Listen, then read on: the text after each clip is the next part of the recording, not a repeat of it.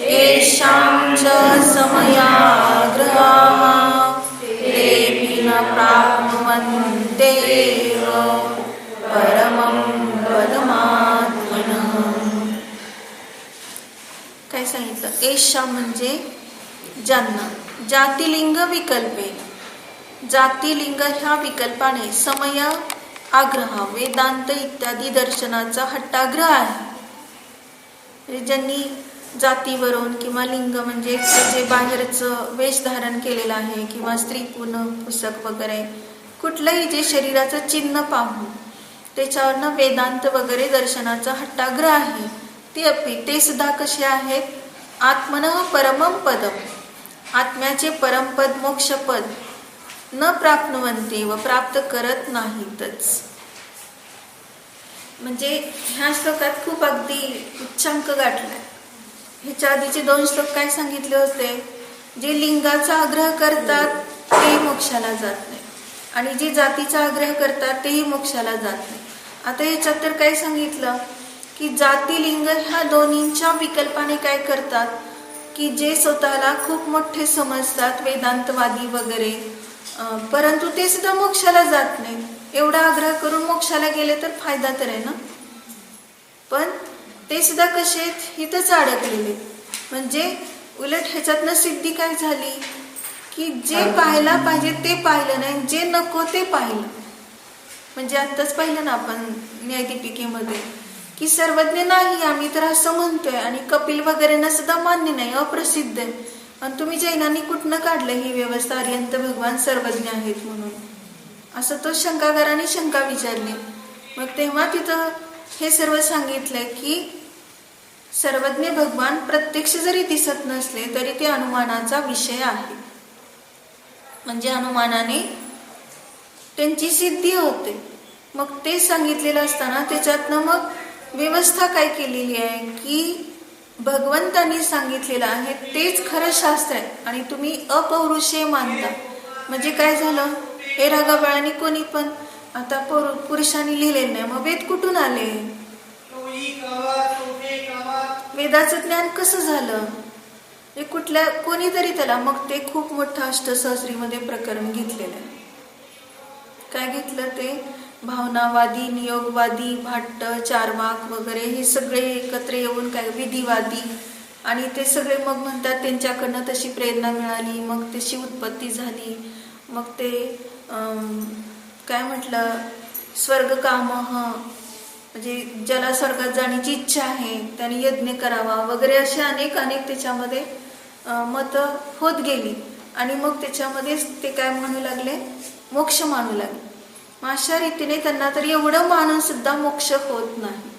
म्हणजे एवढं त्यांनी हट्टाग्रह केला बाहेरच्या शरीराच्या लिंगाला वगैरे धारण करून, तर काहीतरी व्हायला पाहिजे ना साध्य. पण शांतीची प्राप्ती किंचित नाही, मोक्ष होत नाही. म्हणजे काय? खरी शांती मिळत नाही, अतिंद्रिय आनंदाची प्राप्ती होत नाही. मग काय केलं पाहिजे? आता आपल्याला तर एवढं तत्वज्ञान मिळालं आणि मिळून सुद्धा आपण जर तसं झालं नाही तर काय होईल? दुःखी होणार आणि पुन्हा पुन्हा गटांगळ्या खाणार. म्हणून काय सांगितलंय की समजले त्याचा उपयोग कर लगेच आपल्या जीवनामध्ये. जसं सांगितलं ना, नीच गोत्राच्या आश्रमाची कारण काय आहे? काय काय सांगितली होती? नीच गोत्राच्या आश्रमाची कारण: पराची निंदा, स्वतःची प्रशंसा, गर्व करणं, 8 प्रकारचा गर्व करणं, गुरूंची अवज्ञा म्हणजे तिरस्कार करणं, अपमान करणं, त्यांचे वचन न मानणे, आज्ञा न मानणे, भर्सना करणे, स्थानाचा अवमान करणे. अजून काय सांगितलं?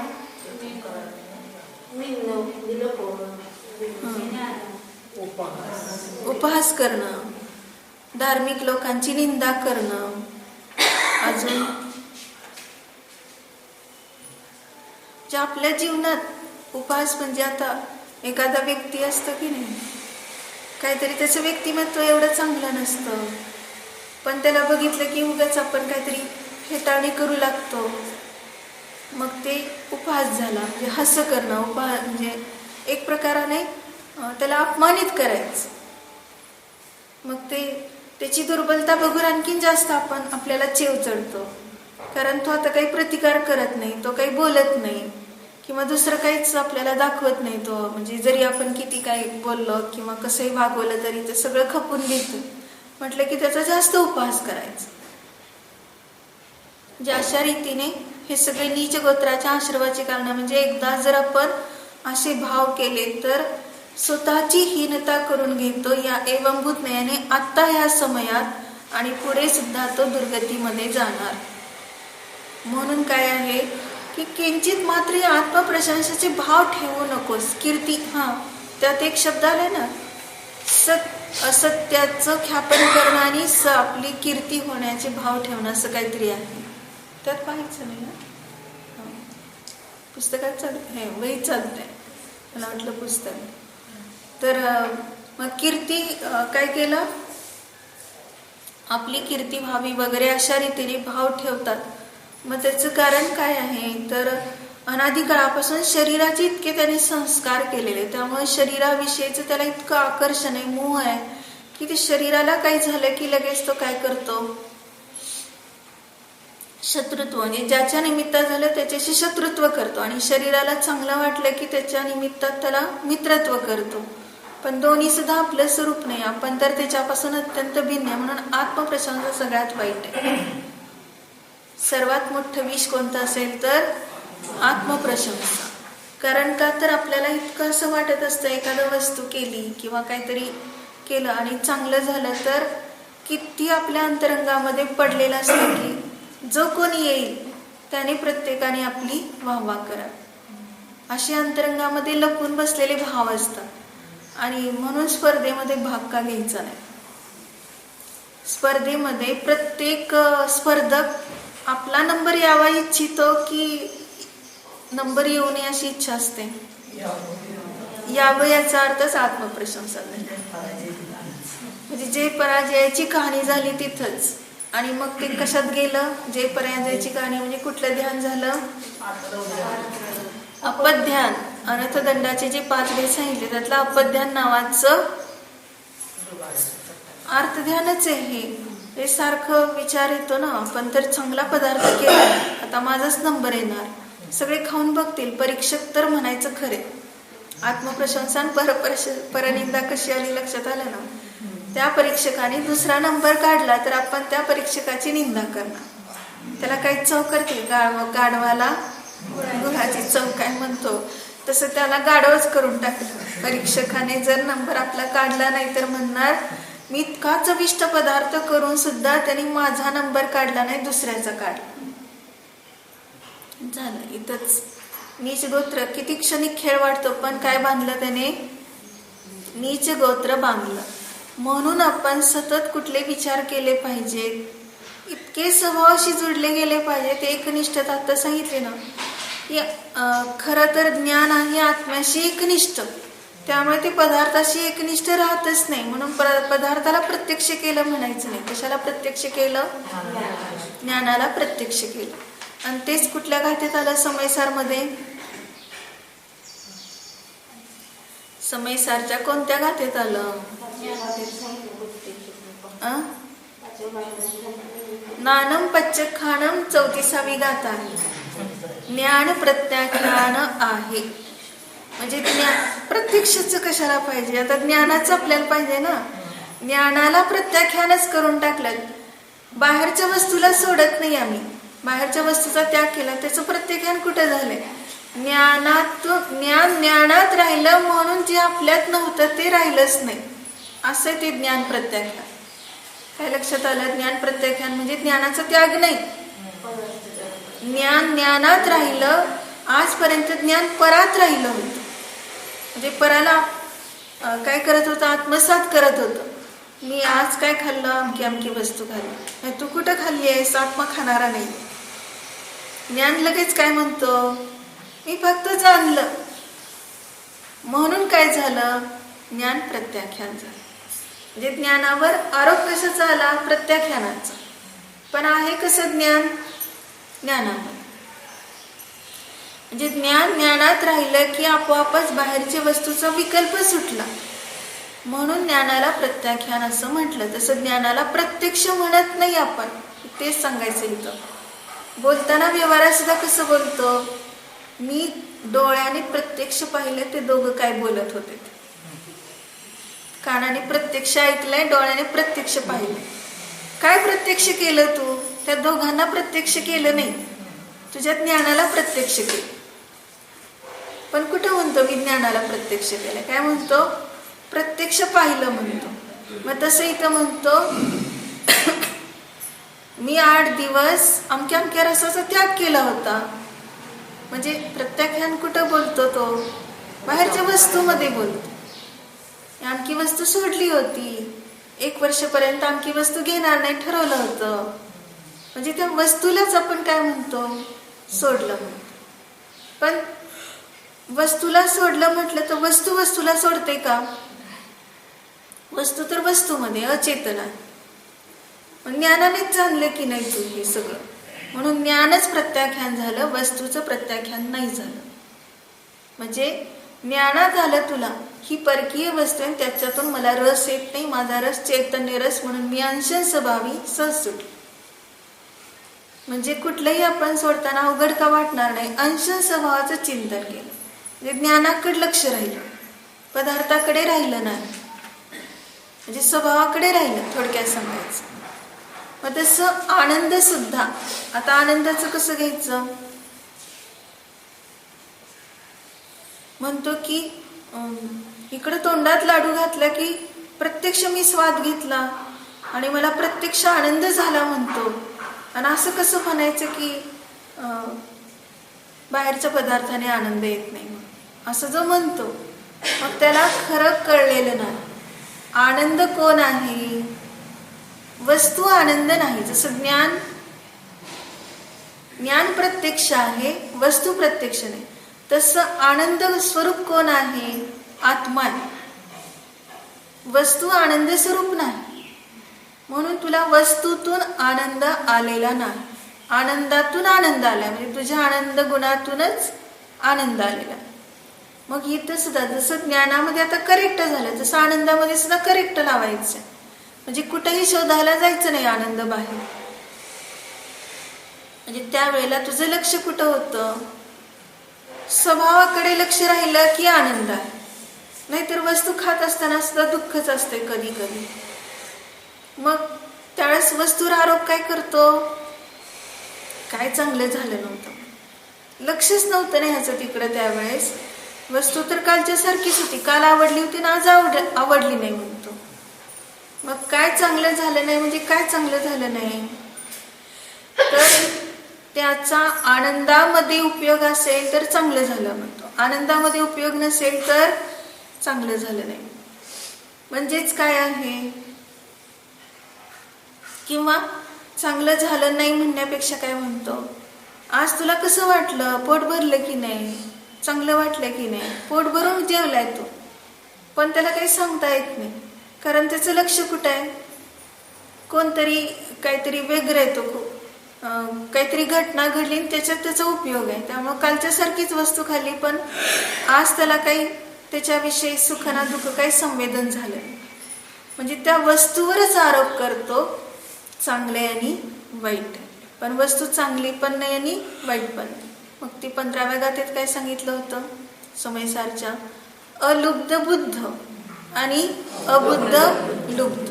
मग जो काय आहे बाहेरच्या पदार्थात आसक्त होतो तो त्यामध्ये, आता पहा की लोणचा खडा जर त्याच्या तोंडात दिला तर तो काय करतो? थुंकून टाकतो, खारट लागलं म्हणून. पण ते अगदी व्यवस्थित प्रमाणात जर भाजीत घातलं तर काय करतो? भाजी छान आहे म्हणून मिटक्या मारून खातो, स्वादिष्ट आहे म्हणतो. मग कशाचा स्वाद घेतला त्याने? भाजीचा घेतला की लोणचा घेतला, मसाल्याचा घेतला. म्हणजे लोणचा स्वाद आहे पण त्याला समजतो भाजीचा स्वाद, त्यात मिसळून घेतल्या. तसं कणकीमध्ये साखर मिसळून तूप मिसळून लाडू केला आणि तो लाडू छान आहे म्हणतो. मग स्वाद कशाचा घेतला त्यावेळेस त्याने?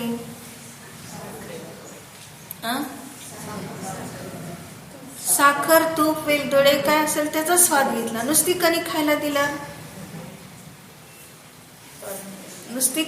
दिल्यावर काय म्हणतो, काय सुद्धा चांगलं लागत नाही. आणि त्याच कणकीमध्ये हे मिसळल्यावर काय म्हणतो, आज चांगले लागते. म्हणजे स्वाद कशाचा घेतला, बाकीच्या पदार्थाचा, आणि त्याला समजले हा कणकीतून आला. तसं बाहेरच्या पदार्थातून आनंद येत नाही, पण तो काय समजतो, आत्मिक आनंदाची चव न कळता त्यात मिसळून पाहतो, म्हणतो बाहेरून आनंद आला. मग काय असेल तो, कुठला विषय असेल बाहेरचा, त्याच्यातनं आनंद आला. म्हणून काय समजून घ्यायचं आहे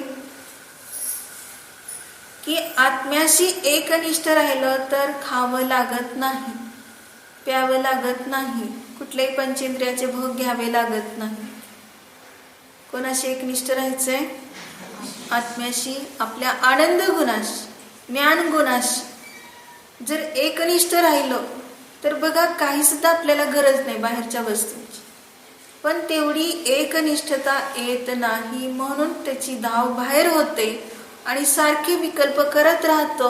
आणि मग काय म्हणतो, जरा उपदेश ऐकला बरं वाटतं. कशाचा आश्रय घेतला आता, ज्या वेळेस आपण घरात होतो आणि सारखं काही ना काहीतरी विचार करत होतो, तेव्हा म्हणतो आई वडील असते तर बरं वाटतं, जरा ते आपल्याला काहीतरी सांगतात, समजावतात. किंवा अजून दुसरं कोणतरी व्यक्ती घरात असली तर बरं वाटतंय. आता धर्मात आला तर काय म्हणतो, शास्त्र वाचलं तर बरं वाटतं, प्रवचन ऐकलं तर बरं वाटतं, नाहीतर काय वेळ जात नाही. म्हणजे कुठं आलं परत, त्याचं परद्रव्याशीच आलं ना. तिथेही अज्ञानात काय करत होता, परद्रव्याशी एकत्व करत होता. आता धार्मिक झाला तरी अवलंबनच घेते अजून परद्रव्याचं. मंदिरात बसला तर एकदम छान वाटतं, ध्यान चांगलं लागतं, म्हणजे अजून परत अर्यंत भगवंतांशी एकत्वच करतो. कुठेतरी एकत्व करतोय, मंदिराशी एकत्व करतोय, क्षेत्राशी एकत्व करतोय, व्यक्तीशी एकत्व करतोय, जिनवानीशी एकत्व करतो. हे कुठलंही एकत्व केलं तरी मोक्ष मार्गस्थ होत नाही. म्हणून सांगितलं ना, हे सगळं जाती आणि लिंग हे फक्त उपलक्षणात्मक आहे, पण जे जे शरीराश्रित आहे ते सर्व तुझं धर्म नाही. त्याच्या आश्रयाने तुला कधीही शांती मिळणार नाही. जोपर्यंत निरालंब स्वरूपाचा विचार तू करत नाही, आत्मानुभूती घेत नाही, तोपर्यंत परम शांतीला, परमानंदाला तू प्राप्त होऊ शकत नाही. खरा आनंद प्राप्त करायचा असेल तर काय केलं पाहिजे, सतत स्वभावाला जाणलं पाहिजे. त्याशिवाय दुसरा आपल्याला तरणोपाय नाही. पण आपल्याला फक्त काय वाटतं, मी आता एवढ्या माळा केलेल्या आहेत, एवढे विधान केलेले आहेत, एवढ्या पूजा केलेल्या आहेत, किंवा एवढे ग्रंथ वाचलेले आहेत, नक्कीच मला आता चांगलं फळ मिळेल. चांगलं फळ म्हणजे कुठलं फळ पाहिजे असतं, म्हणजे जरा घरातले लोक माझं ऐकतील सगळं, हे फळ पाहिजे असतं. किंवा सगळी व्यवस्थित व्यवस्था होईल, आता समृद्धी सगळी होईल, काही अडचण येणार नाही कुठल्या गोष्टी. तू एवढं सगळं करून परत कशात आला, त्याच विचारात राहिलायस ना, बाहेरच्याच विचारात राहिलायस. म्हणजे खरं साध्य काही झालेलं नाही. म्हणून किती निरपेक्ष साधना आहे की कसल्याही प्रकारची अपेक्षाच नाही तर, आणि अवलंबन नाहीच कसलं. म्हणून आपण फक्त सूत्र म्हणतो, ध्यानसूत्र काय, निरालंब स्वरूप. काय आहे, मी निरालंब स्वरूपी आहे, मला परद्रव्याची गरज नाही, मी फक्त अतिंद्रिय आनंद भोगणारा आहे, सतत स्वभावात राहणारा आहे. ध्यान किती सूत्र आपण अगदी सगळे पाठ येतात, पण सतत आपण तसा विचार करत नाही. प्रत्येक समयात कुठल्या तरी ह्याच्यात अडकलंय, व्यग्रता इतकी झालेली आहे. म्हणजे व्यक्ती बदलला समोरचा, पण तुझे विचार मात्र बदलले नाही. व्यक्ती बदलला म्हणजे लहानपणी आई वडिलांच्या ताब्यात होता, मोठा झाल्यावर पती पत्नी झाले, कुठं तरी अडकलंच ना चित्त. आणि जरा मोठं झालं की मुलं बाळ झाली, मुलाबाळात अडकलंय. परत आणखीन जरा वृद्ध होत आला की नातूमध्ये अडकलाय, परत पंतूमध्ये अडकलाय. कुठला तरी विषय घेऊन तो शेवटी कुठं राहतोय, बाहेरच राहतो. नाही म्हणतो आता निवृत्त झालाय, कोणात माझं लक्ष नाही. पूर्वीसारखा मोह करत नाही, म्हणजे थोडा मोह करत. पूर्वीसारखा नाही म्हणजे कसला करतो, म्हणजे पूर्वीच्या तुलनेत त्याला वाटतंय मी साधला आता चांगलं. परंतु नाही, अजून त्याने स्वतःला सांगितलं, जे अशा प्रकारच्या धर्माच्या आश्रित कुठल्याही क्रियेला पाहून, कशाच्या आश्रित, धर्माच्या आश्रित म्हणजे निज धर्माच्या आश्रित जर पाहिलं तर शांती, आणि शरीराच्या धर्माच्या आश्रित पाहिलं तर अशांती. आणि सगळं बहुतेक कुठलं पाहिलं जातं, शरीर धर्माच्या आश्रितच क्रिया पाहिल्या जातात. म्हणतो बघा किती छान बसलाय, मेरू पर्वतासारखा अकंप, किती चांगलं ध्यान चाललंय त्याचं. मग तिथं आपण एवढं सुद्धा त्या छडालामध्ये 6व्या डालीत म्हणतो, जिन सुथिर मुद्रा देखी मृग गण उपल खाज खुजावते. तिथं सुद्धा आपण सुद्धा काय होतो म्हणतो, कसे काय असतील तेवढे अकंप न ढळणारी मुनी की त्यांच्या पाठीशी येऊन हरणं आपली पाठ खाजवतात, दगड समजून मुनींना. एवढे निश्चल आपल्याला राहता येणार नाही. अरे कुठले विचार पाहिले, बहिर दुःखेश्व अचेतन. तुम्ही शरीर निश्चल बघू नकोस, आणि त्या शरीराला पाहून तू तिथं स्वीकारू नको धर्म. शरीर किती निश्चल झालं, पण आज जर मन कंपायमान असेल आणि जर दृढता नसेल स्वभावाची, तर त्या शरीराला स्थिर केले अनेक वेळा काही उपयोग नाही. दगडासारखं निश्चल केलं, पण बहिर दुःखेश्व अचेतन. झालं का कधी बाह्य दुःखाविषयी तू अचेतन झालायस का? म्हणजे दुःखच नाही घ्यायचं, उपलक्षणात्मक दुःख घेतलं, पण सुखाविषयी सुद्धा अचेतन झालाय का? किती संवेदन आहे म्हणतो. फार आता पाऊस आल्यामुळे इतके थंडी वाजतीये आणि सारखं असं वाटतं की गरम ह्याच्यात राहावं. काय चिक चिक बघून म्हणतो कुठं जाऊ नये, बाहेर फिरू नये. म्हणजे काय झालं, बाह्य ह्याच्याविषयी किती तुला संवेदन आहे. शरीराला थोडंसं काय झालं की लगेच म्हणतो आता एका जागी बसून राहते.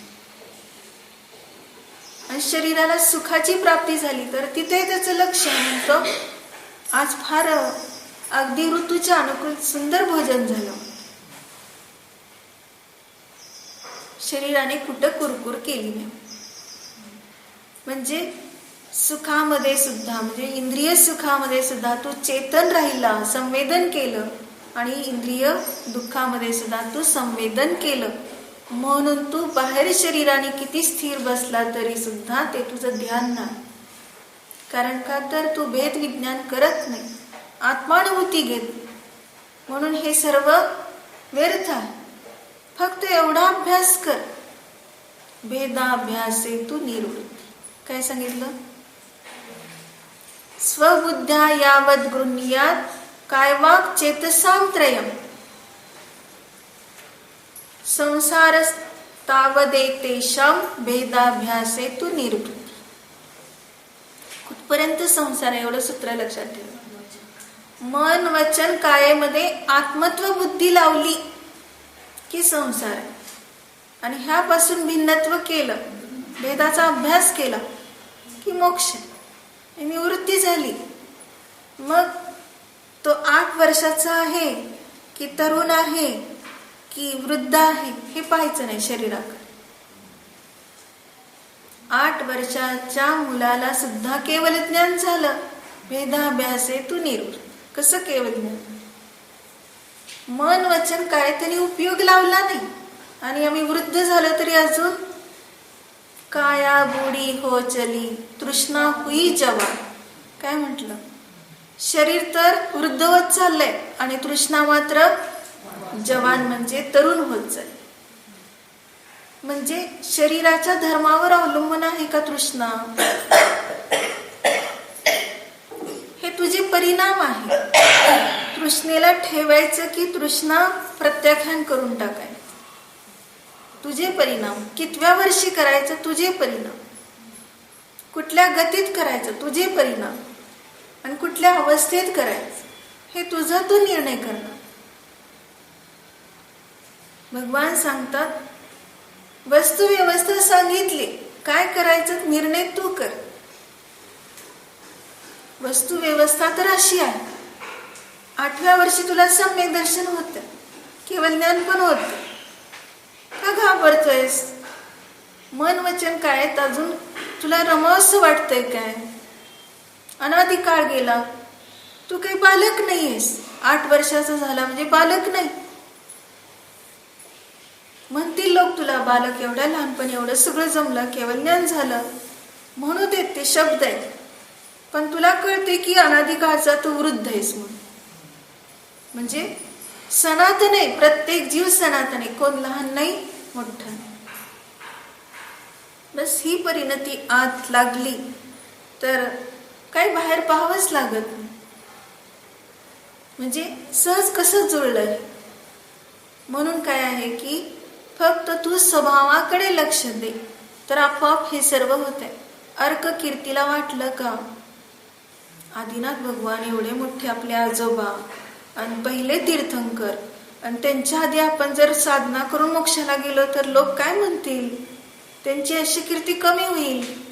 नको आताच दीक्षा घ्यायला, मग ते मोक्षाला गेल्यावर बघू आपलं. असं केलं असतं तर कोणाचे कशा सांभाळण्याचा विचारच येत नाही. जो इतका आत्म्यामध्ये प्रबल होतो, ज्ञान चेतना त्याची अशी लागली आहे, इतकी लागली स्वभावाकडे, तर कर्म चेतना करत नाही, कर्मफल चेतना करत. तो ज्ञान चेतनेमध्ये इतका प्रगल्भ झालेला असतो, तो शरीराच्या धर्माकडे बघतच नाही. तीर्थंकर शरीराचा धर्म, मोठे लहान शरीराचा धर्म. मी फक्त अनादि अनंत शुद्ध. बस आत्म्याकडे पाहिलं तर जग बाहेरचं काही दिसत, आणि बाहेर पाहिलं तर आत्मा दिसत नाही. मग हेच चाललंय अनादि काळापासून आपलं काय चाललंय. आत्मा का दिसत नाही तर बाहेर पाहत. मग घरात एखाद्याला छोट्या मुलाला वैराग्य झालं आणि तो जर म्हणेल की अजून आई वडील आहेत, आजोबा आहेत, ते अजून कुठं काय धर्म करतात जास्त, त्यांना कुठं दीक्षा घ्यावीशी वाटते, आणि मी कशाला उगाच करू असं म्हटलं तर असं काही कोणावर अवलंबून आहे का शरीराच्या वयावर? नाही. म्हणून तुला आलाय ना विचार, किती दुःख भोगलंय, तू त्याच्यातनं बाहेर पडावं वाटतंय ना, का अजून दुःखात पडावं वाटतंय त्यांना बघून, आई वडिलांना बघून, आजोबांना बघून, आजीला बघून असं वाटत असेल. बघू त्यांनी साधल्यानंतर मग आपलं साधू. म्हणजे त्यांना सुखी करायला बघतो, तू दुःखात राहायचंय का तुला? कसं ते स्वप्न काय पडलं होतं, स्वयंभू हे आदिनाथांचं स्वयंभू मंत्री आहे तो महाबल राजाचा, आदिनाथाचा पुरोभाव म्हणजे पहिला भाव घेतलेला. मग महाबल राजा असताना तो मिथ्या दृष्टी होता. त्याला 4 मंत्री आणि 3 मंत्री नेमके त्याला मिथ्या दृष्टी भेटली. आणि त्याची श्रद्धा कुठल्या मंत्र्यावर? मिथ्या दृष्टी म्हटल्या, मिथ्या दृष्टी मंत्र्यावरच त्याची श्रद्धा. आणि स्वयंभू जो आहे तो सम्य दृष्टी, एकच मंत्री. आणि त्याला इतकं खटकते राजाचं वागणं, तो वारंवार त्याला समजावत असतो की असं नाही, हे मिथ्यात्व होतंय, हे असं नसतंय. असं खूप सांगितलं तरी राजाला ते पटायचं नाही. आणि हे 3 मंत्री त्याला खोडून लगेच, म्हणजे त्याला अगृहीत मिथ्यात्व तर आहे आणि गृहीत मिथ्यात्व करायला हे 3 पुष्टी द्यायला. त्यामुळे 3 पण त्याला असं राजाला त्यात भडकवतात. आणि एक दिवस तो स्वयंभू मंत्री कुठे गेलेला आहे, कुठेतरी कैलास पर्वतावर मुनींचं दर्शन करतोय. आणि पहिला प्रश्न मुनींना काय विचारतोय, माझा राजा महाबल राजा तो सम्यदृष्टी आहे की मिथ्यादृष्टी, भव्य आहे की अभव्य आहे? एवढ्या प्रश्नावर उत्तर त्याला मिळाली. सांगितलं तुझा राजा भव्य आहे पण आता मिथ्यादृष्टी आहे, पण आता तू इथून गेल्यानंतर त्याला उपदेश दिला की तो सम्यदृष्टी होईल आणि तो आपलं समाधी मरण साधेल. मग सांगितलं की राजाला आता 3 स्वप्न येणार आहे. मग त्याला जी 3 स्वप्न येणार आहेत ते मी सांगतो आणि ती स्वप्न त्यांनी सांगायच्या आधी तू जाऊन त्याला सांग, म्हणजे आणखीन तुझ्यावर त्याची श्रद्धा बसेल आणि तो सम्यदृष्टी होईल. मग त्यावेळेस कोणती स्वप्न सांगितली ती? तर एक मोठा खड्डा आहे आणि त्या चिखल आहे आणि त्या खड्ड्यात हे 3 मिळून टाकतात राजाला आणि फक्त त्या चिखलातनं काढणारा एकटाच हा स्वयंभू मंत्री आणि तो वर काढताना त्याला स्नान घालतोय, म्हणजे त्याला चिखल त्याचे धुवून काढतोय. दुसरं स्वप्न काय सांगितलं, म्हणजे हे 2 स्वप्न झाले, वर काढताय हे दुसरं. आणि तिसरं सांगितलं काय की दिव्याची ज्योत आहे ती मोठी मोठी होत गेली आणि विझून गेली. मग त्याचं फळ त्यांनी सांगितलेलं असतं मुनींनी. ह्याचं फळ काय? 3 आतापर्यंत तुम्हाला चिखला टाकला म्हणजे मिथ्यात्वात टाकलं, मिथ्यात्वाची पुष्टी दिली 3 मंत्र्यांनी. स्वयंभू मंत्री म्हणजे हा एकटाच आहे, तो धडपड करतो, त्यांनी वर काढलं म्हणजे तुम्हाला आता सम्यदर्शन होण्यास निमित्त झालं. आणि दिव्याची ज्योत मोठी मोठी होऊन विझली म्हणजे आता तो त्याचं आयुष्य फक्त 22 दिवसाचं राहिलेलं आहे हे सांगायचं आणि शेवटी तो समाधी मरण साधणार, सर्व याचकांना वगैरे दान वगैरे देऊन आपलं तो उत्कृष्ट श्रावकाची व्रत पाळून समाधी मरण साधून तो स्वर्गात देव. हे सगळं तू आधी जाऊन सांगायचं त्याला आणि मग बरोबर त्याची श्रद्धा बसेल सांगितली. आणि तिथं गेल्यानंतर ते हा वाटच बघत असतो राजा, त्याला स्वप्न पडलेली असतात ना, मग तो वाट पाहत असतो की स्वयंभू मंत्री कुठे गेला, त्यांनी मला चिखलातनं वर काढलेलं आहे. मग त्यामुळे त्याची इतकी उत्सुकतेने वाट बघत असतो, काय असलं फळ असेल ह्याचं, दिव्याची ज्योत मोठी होत विझली, असं त्याला काही संदर्भ लागत नाही कशाचा. मग तो येऊन लगेच पटकन स्वयंभू मंत्री सगळं सांगतो की अशी अशी तुम्हाला स्वप्न आलेली आहे आणि त्या 3 तुम्हाला चिखलाच्या खड्ड्यात टाकलेलं आहे, म्हणजे आतापर्यंत तुम्ही मिथ्यात्वात राहून आपली हानी करून घेतली आपल्या आत्म्याची, हा त्याचा अर्थ आहे. आणि त्याच्यानंतर आता तुम्हाला वर काढून तुम्हाला स्नान घातलंय, म्हणजे मी तुम्हाला नेहमी सांगत होतो ते ऐकलं नाही, पण आता तर तुम्ही ऐकणार ही माझी श्रद्धा आहे पूर्ण. आणि जसं मुनींनी सांगितलं तसं मी तुम्हाला सांगतो, अशा रीतीने आपल्या आत्म्यावर श्रद्धा ठेवा तो म्हणतो. आणि हे 2ऱ्या स्वप्नाचं फळ. आणि 3ऱ्या स्वप्नाचं फळ सांगितलं, तुमचं आयुष्य फक्त आता 22 दिवसाचं राहिलेलं आहे आणि तुम्ही आपलं आत्मकल्याण करा, दिव्याची ज्योत मोठी होत विझून गेली, हे त्याचं फळ आहे. मग ते ऐकलं की त्याला खूप म्हणजे इतकं वैराग्य झालेलं असतं, तो लगेच निवृत्तच होतो राज्यातून आणि जे काही धन आहे ते सगळं अनेक याचकांना वाटून टाकतो आणि आता कुठेही राज्यामध्ये लक्ष नाही, काही नाही, पूर्ण त्याचा त्याग करून विधान, दान, संयम, पूजा वगैरे ह्याच्यामध्ये इतका वेळ घालवतो, ध्यान ह्याच्यामध्ये. शेवटी त्याने 22व्या दिवशी समाधी मरण साधून तो काय होतो, स्वर्गात देव. काय सांगायचं तात्पर्य ह्याच्यामध्ये, कशासाठी सांगितलं, म्हणजे अनादी काळापासून हा जीव कसा मिथ्यात्वात भटकत आलाय आणि त्याला तेच बरोबर वाटतं. जसं आता ते सांगितलं, मोबाईलचं कुणी किती सांगितलं तरी पटणार नाही, किती अशा जाहिराती असतात. आणि काय धार्मिक लोकांच्याकडून नव्हे तर त्यांच्याकडनं ज्यांनी शोध लावला तेच सांगतील की कसं हानिकारक आहे, ते कसं दुःखाला कारण आहे, तरी सुद्धा त्याच्यावर लोकांची श्रद्धा आता बसणार नाही. कारण आता क्षणभर वापरायला मिळतंय ना आणि क्षणभर सुख आहे ना असं वाटतंय. इकडं पाहून तो इतकं डोळे झाक करतो की आपलं मरण सुद्धा त्याच्यामध्ये आहे, कॅन्सर सुद्धा आहे, काय किती लिहिलंय त्याच्यामध्ये, डोक्याजवळ जरी ठेवून झोपलं तरी निद्रानाश होतोय, अजून कितीतरी हानी होणी सांगितली, किरण कुठूनही कसे निघाले आणि कुठपर्यंत पोहोचतंय ह्याचं सगळं,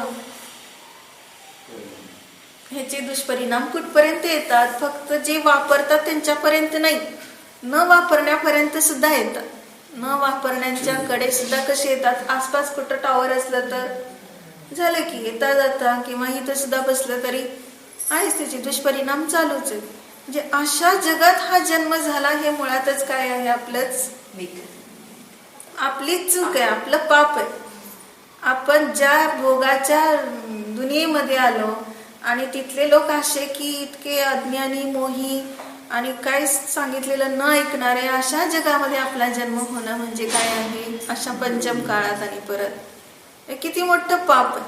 कारण आपल्या घरातले लोक ऐकत नाही, आसपासचं कोण ऐकणार आहे? शहरातलं कोण ऐकणार आहे? देशातलं कोण ऐकणार आहे? लक्षात घ्यायचं, आपल्या घरातलं कोण ऐकतंय का? एक सुद्धा मोबाईल घरात ठेवायचं नाही ठरवलं तर महिन्याला 2 कोटी मोबाईल. महिन्याला 2 कोटी.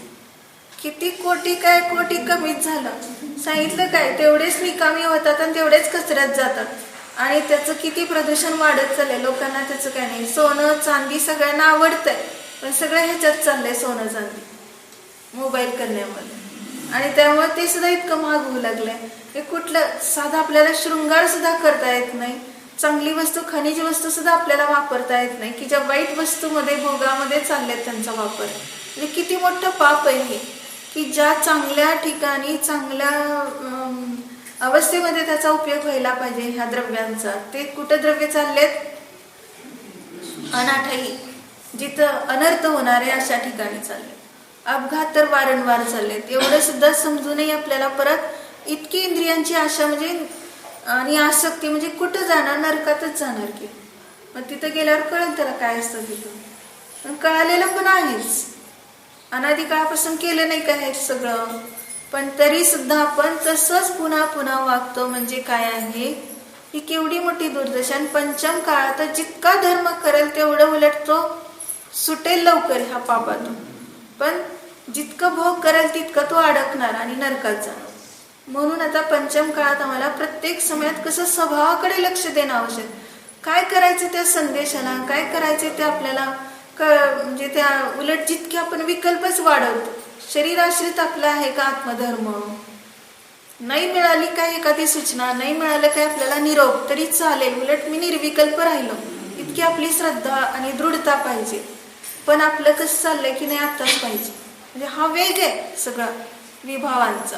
आणि त्यामुळे आत्ताच पाहिजे, माहिती पाहिजे, आणि लगेच आलंच मोबाईल हातात. म्हणून काय आहे की त्यांनी संशोधन केलं, तेच पश्चातापाला प्राप्त झाले. आणि तेच आता म्हणतात कसं होणार आहे, काय होणार आहे. इतकं जग आता हातातनं सुटल्यासारखं झालंय, म्हणजे काय सुद्धा कोणी ऐकायला तयार नाही. म्हणून याच्यातून प्रत्येक व्यक्ती, समाज आहे, आपण आपली सुधारणा करणं आवश्यक आहे. माझ्यासाठी आहे, नाही तर म्हणणार जगासाठी हळहळ. आपण सगळे हळहळ करणार, कसले जगातले लोक. पण आपल्यासाठी आपण काय सुधारणा केली? आपल्याला तरी चालतंय का? आपण वर्षातून एकदा जरी मोबाईल वापरला तरी आपण त्यातच आलो. महिन्यातनं पण सांगत नाही, दिवसातनं पण सांगत नाही, वर्षातून एकदा वापरलं तरी त्यातलेच झालो आपण. म्हणजे आपल्यालाच आपण सूचना द्यायची ना, आपणच काय करायचंय, इतकं सावधगिरीने राहायचं की किंचित मात्रही आम्हाला परद्रव्याची आशाच नाही. परद्रव्यामध्ये काही सुद्धा नाही आमचं सत्व. म्हणून प्रत्येक ठिकाणी जागोजाग ग्रंथामध्ये हे सगळं आधीच आचार्यांनी लिहून ठेवलेलं आहे. ही सगळी दुर्दशा होणार आहे. ज्याचं इकडे लक्ष गेले तो सावरला, आणि ज्याचं इकडे लक्षच नाही तो मात्र कसं अधोगतीला पोचतंय हे सुद्धा कळत नाही. म्हणून आपल्याला वाटतं की नाही ह्यांना सगळ्यांना मिळत नाही म्हणून ते तसं बोलतात, आम्हाला मिळते, आम्ही का बरं ते सोडावं असं वाटत असतं. परंतु ह्याचे दुष्परिणाम एकेकांना जेव्हा कळू लागतात तेव्हा त्याचं फळ दिसून येते. आता प्रत्यक्षात आपण पाहायचे, विचार करायचे, अनुमान करायचे, आणि प्रत्यक्ष तर होतच आहे कित्येक ठिकाणी. तर आत्ताच इथली केस पाहिली तर काय आहे की बेचेने एक केस अशी आहे की 8-10 दिवस झालं बेचेन नाही, काही सुचत नाही, आणि जेवण जात नाही, आणि काहीतरी वेगळं वेगळंच बोलते. कशाचं फळ आहे हे? अनुमान करा. प्रत्यक्ष पण होईलच, पण अनुमानाने आता जर सावध झालं तर अजून काहीतरी चांगलं फळ मिळेल. पण तेवढी सावधानता नसतेच. तर मोबाईलचं हे सगळं फळ आहे. म्हणून आपल्या घरात सुद्धा नकोय. घरात जरी असलं तरी न वापरण्याच्या सुद्धा डोक्याला ताप येतो, कारण ती किरण पोहोचतातच तिच्या डोक्याला. घरात जवळ जरी एखाद्या मनुष्याच्या जवळ, ज्याच्या जवळ आहे त्याला तर व्यासंग आहे आणि त्याला तर छंद लागलाय, त्याचं तर बुडू लागले जीवन, पण त्याने आपल्या बरोबर किती जीवांना बुडवतोय तो. जे घरातले लोक वापरत नाही त्या सगळ्यांना बुडवतोय तो.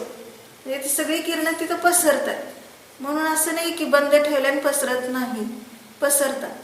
म्हणून काय केलं पाहिजे आपण आता बघा, विचार करायचा. आपल्याला जास्त संयमात राहायचं असेल, जास्त तत्वज्ञान करून राहायचं असेल आणि जास्तीत जास्त आत्मानुभूती घ्यायची असेल तर काय त्याच्यामध्ये पडलेलं आहे तसल्या ह्याच्यामध्ये. पण आपल्याला ह्या एकाही क्षणाचा दुरुपयोग करायचा नाही आणि आपलं आयुष्य कमी करायचं नाही, हे लक्षात घ्यायचंय. नाहीतर काय होणार, अल्प आयु जिथं आहे तिथं जाऊन जन्मणार आणि तिथं अजून धर्म प्राप्त व्हायच्या आधीच मरणार परत. काय उपयोग आहे? असं कित्येक वेळा झालंय. आणि आता त्रस पर्यायाशी इतकी दुर्लभ असताना सुद्धा आपण असंच घालवणार का? म्हणून आत्ता समजलंय तर आम्ही हे समजून घेणारच, नंतर आमचा हा फायदा होणार आहे. सगळं देहाश्रित एका सुटणार नाही, तर एका क्षणात सुटलं पाहिजे. सुटत नाही म्हणतो, पण का सुटणार नाही? शरीराश्रित धर्म अचेतन आहे आणि ते आपलं नाहीच. एवढी श्रद्धा ज्याची पक्की झाली त्याचं सुटणारच, त्याच्या वाचन आपलं जीवन नाहीच. म्हणून आपण सहज इतके जर दृढता केली तर आपल्याला आसपास संयोग देखील कसा भेटेल? शुद्ध संयोग भेटेल. बघा की त्या चिमण्यांना शुद्ध संयोग कसा भेटलाय, कळलं की नाही? त्या चिमण्यांनी घरटी तर केलीत, कारण इथून कोण हाकलून देणार नाही. आणि इकडून गेले की काय होतंय, मोबाईलमध्ये सापडतात, मरतात. त्यांचं जीवन कसं सुधारलं? चांगल्या लोकांच्या संयोगात आले, त्यांनी पुरोभावात पण काहीतरी भाव चांगले केले असतील, त्यामुळे त्यांचं मरण नाही. ना तर काय चाललंय आता, अल्पायुष्यातच त्या पक्ष्यांचं जीवन तर उद्ध्वस्तच होतंय.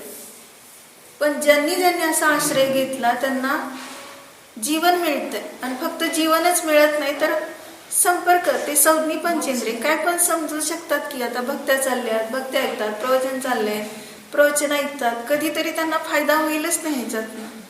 जे काहीतरी मिळेल त्यांच्या कानावर पडतंय, त्यांनी उपयोग केला, उपयोग लावला, परिणती केली तर फायदा आहे.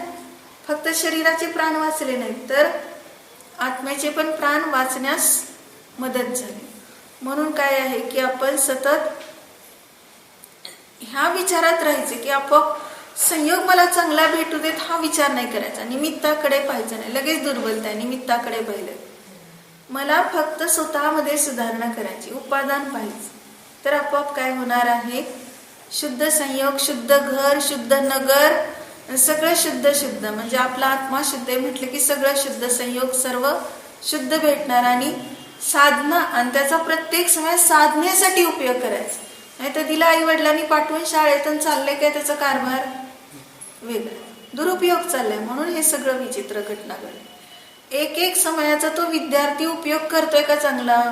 एवढे लाख रुपये खर्च करून आई वडील ठेवतात त्याला शिकायला, आणि हा करत बसतो काहीतरी उद्योग. नाही त्याला आई वडिलाची किंमत नाही, पैशाची किंमत नाही, वेळेची किंमत नाही. त्यामुळे काहीतरी होणार त्याचं परत अनर्थच. मग अशा रीतीने कुठेही घ्या, आपल्याला आयतन स्थानात सुद्धा आई वडिलांनी पाठवलंय एवढा सगळा वेळ काढून, तर आपण त्याचा उपयोग चांगलाच केला पाहिजे. समाजाने आपल्याला अनुकूलता दिली आहे, ह्या आपल्याला साधनेसाठी अनुकूलता दिली आहे, तर त्याचा मी कृतज्ञ होणार नाही, कृतज्ञच राहील.